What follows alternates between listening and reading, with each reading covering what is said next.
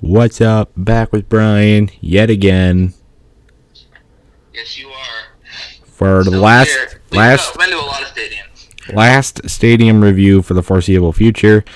Um, this is what's it's called? What is it called? I It's don't know. called McLane Baseball Stadium. It's actually part of a three-stadium complex. I think it's like the Martin Stadium and Sechia Stadium, which are soccer and softball fields respectively. There's also the baseball field there. And then you can walk in and you can access all three of them from the same sort of ticket. Okay. Same venue. Well, yeah, yeah. There you go. That's the Spartan baseball, softball, and soccer complexes. I'm gonna say. I've only ever been to the baseball one. I went there once. Don't remember if they won or lost. Because we went to the spring. We went to the green and white game right afterwards.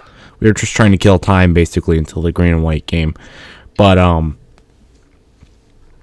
yeah. But Brian, he's also went to a softball game there in that complex. But neither of us have been to a soccer game, so we can't really talk about the soccer experience.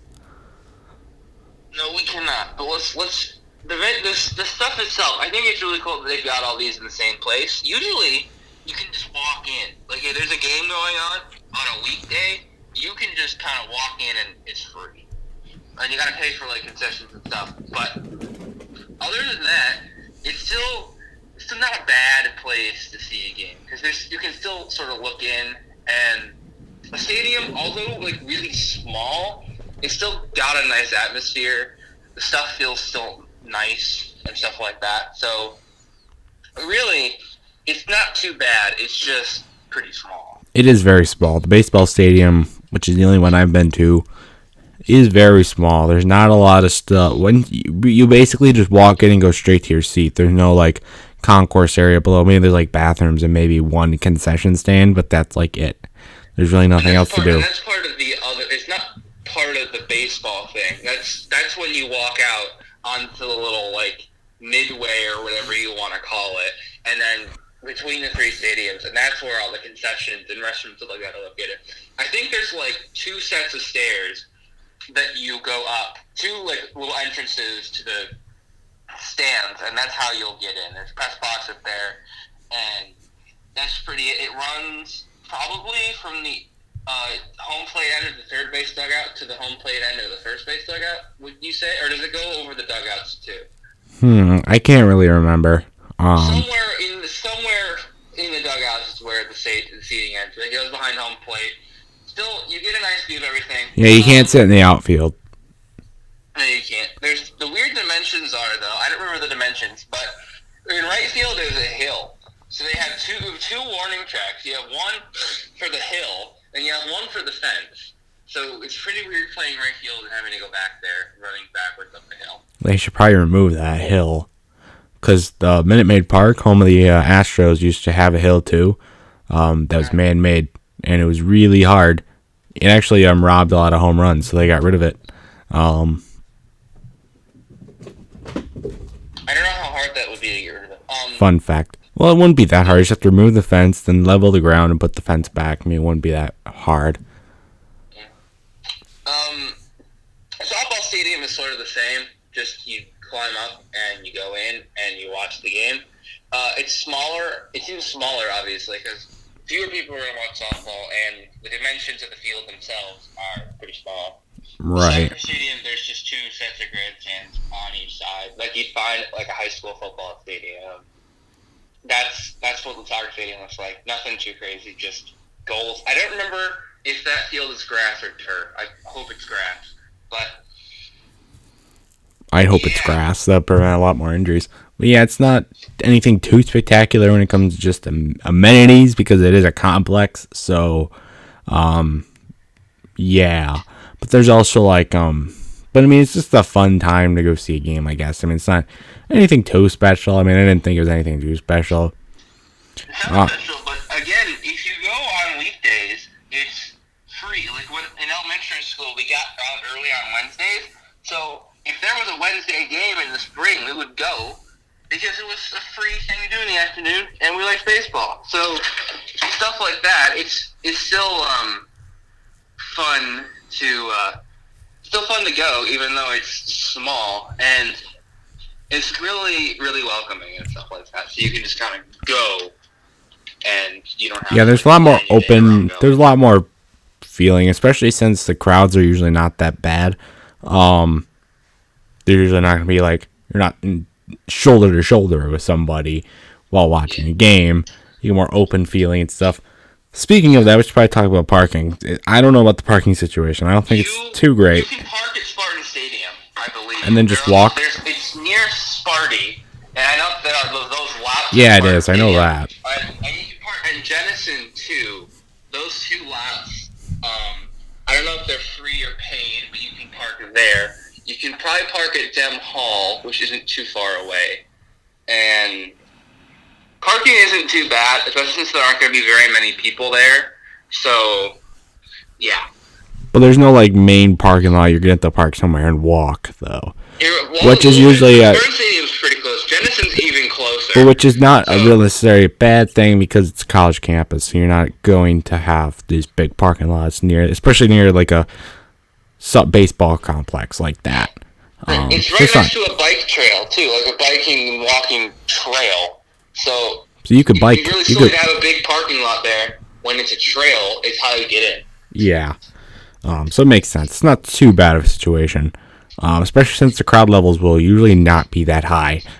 Mainly because our baseball team isn't that good, and that's going to be the main draw. Outside of maybe some... Soccer team's not that competitive either, as far as I know. But maybe it is. I don't know. The men's soccer team made it to, like, the semifinals in the tournament last year. Or something crazy. They went really far. Maybe. Softball's not that competitive either. The other thing, though, is you're not allowed to keep any balls you catch. They give them back to you. You have to give them back because I guess they don't have a big budget for balls, and they have to keep reusing the same balls, which is fine.